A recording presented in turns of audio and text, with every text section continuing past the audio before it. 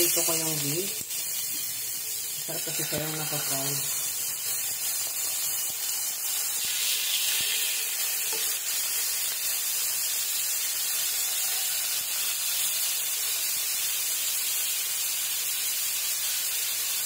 Yan yung marinated na.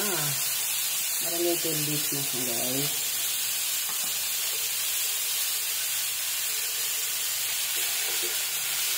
Ginabad ko na siya sa paminta, soy sauce, sa garlic, and salt, konting salt and lemon. And then, i-fry ko muna siya. Yan, baliktad na hanggat sa ano na siya. Medyo matuyo na siya sa pagka-fry. Pwede na natin siyang hanguin para magisa na tayo. Yan pa rin yung gamitin ko sa paggigisa. Yung narituhan ko kanina, tinanggal ko lang yung ano niya. Ayan guys. Para tipid-tipid tayo sa lulutuan. At saka, mas masarap yung lasa niyan kasi nandyan na yung lasa kanina, di ba? Yun, isa-gisa lang.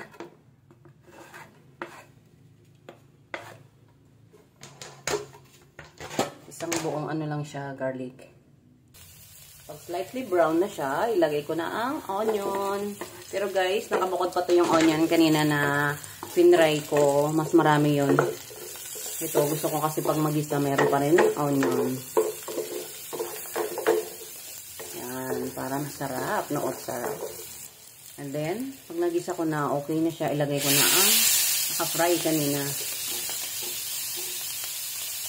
Ilagay ko na.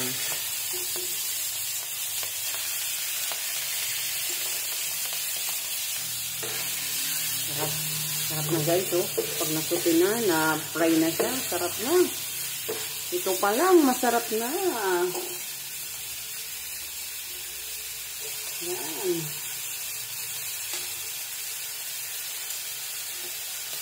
Ayun, sabaw, yan. Ilagay ko na yung kanyang sabaw. Hanggang sa, antayin natin na kumonte at lumambot ito para sa pagkanyang ano.